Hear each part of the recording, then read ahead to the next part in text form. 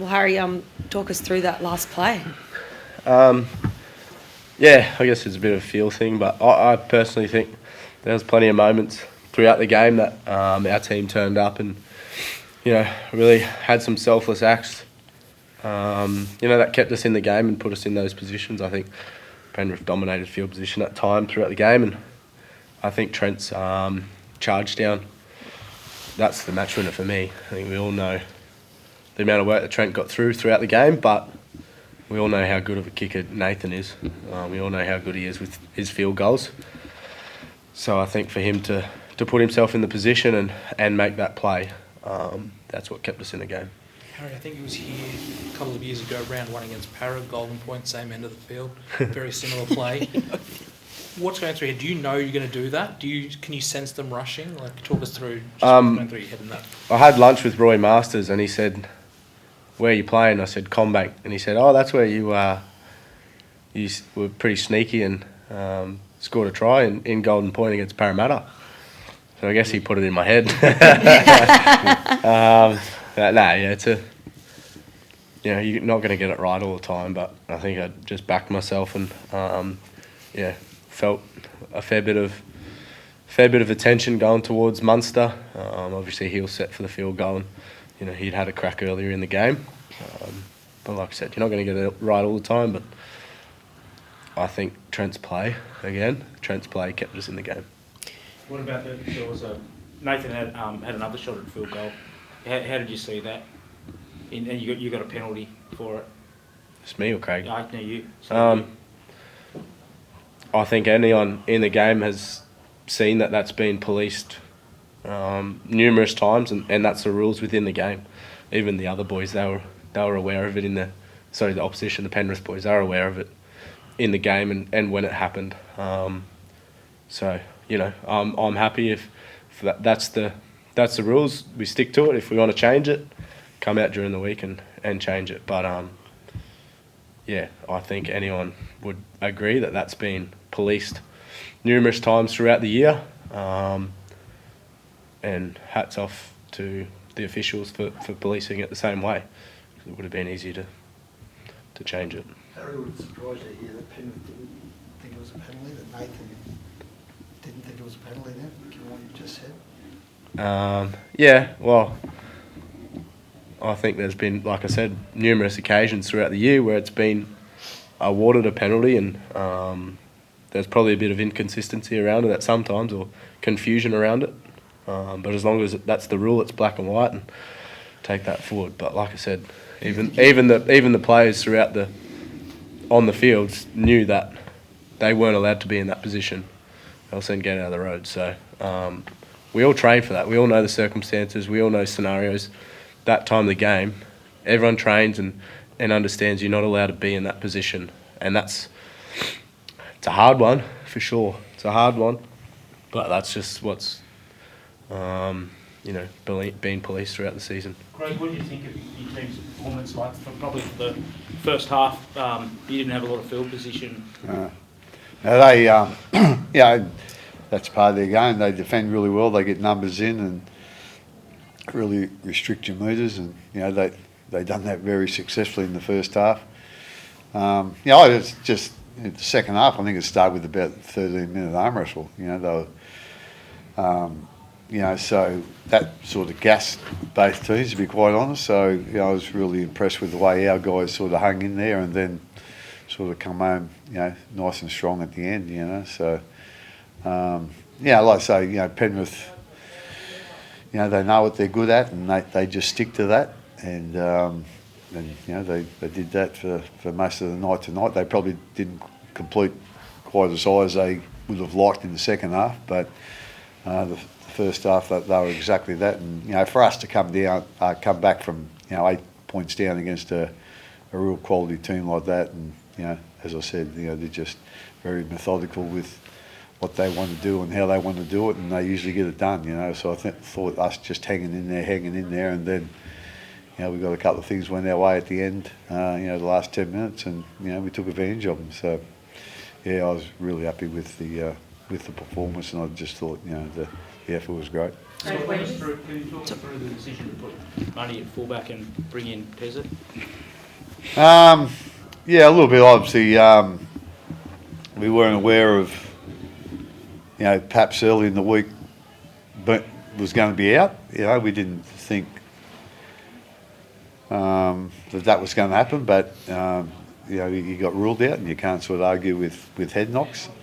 So, we looking at putting Nick back there. He's done a really good job in the past. I think sometimes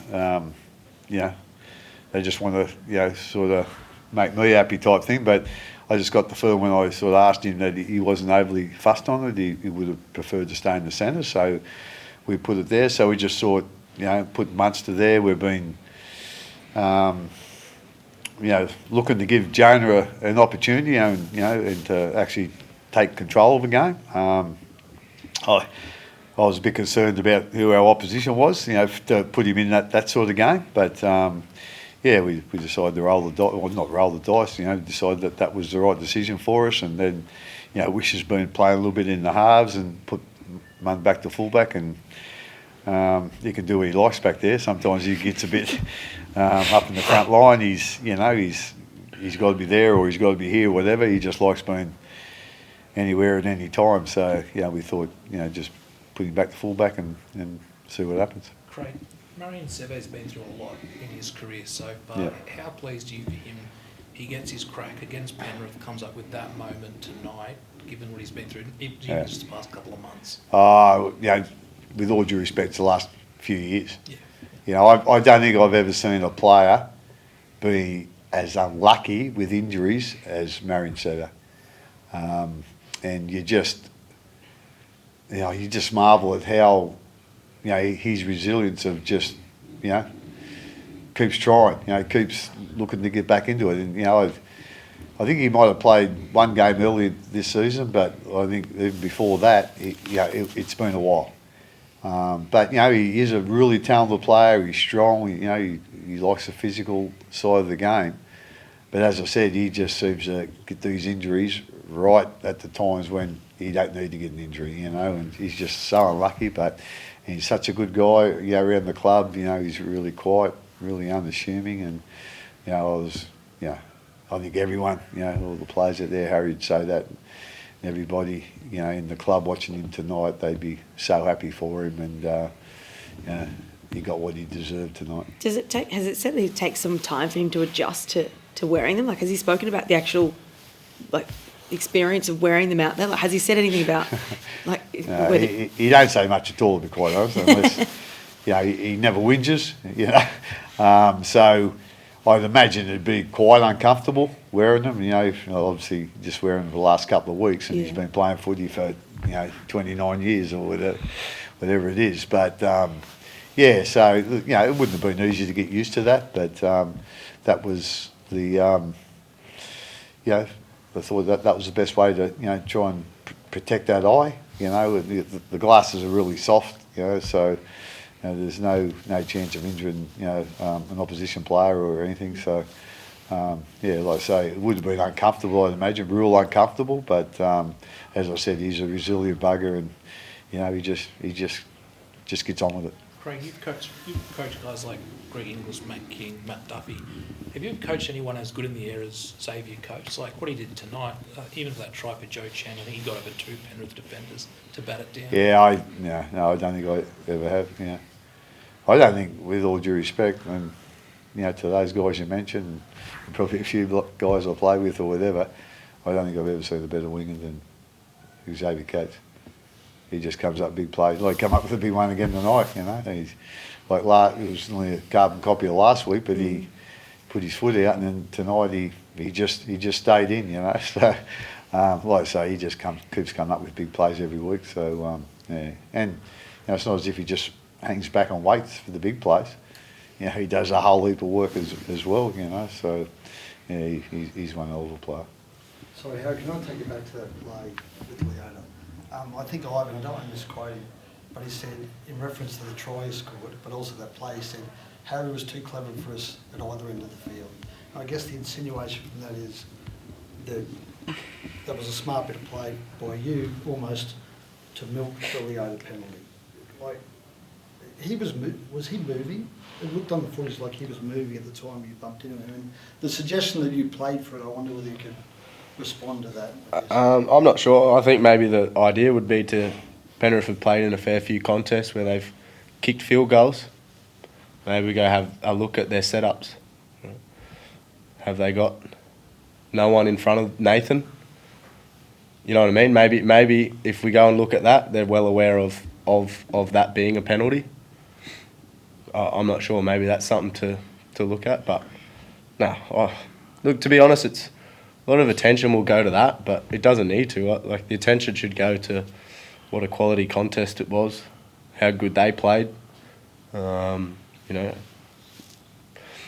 we were sort of underdogs and had a fair few players out as well, and we turned up. So I really think that's attention will go there. Attention will go towards that called decision. But why does it have to?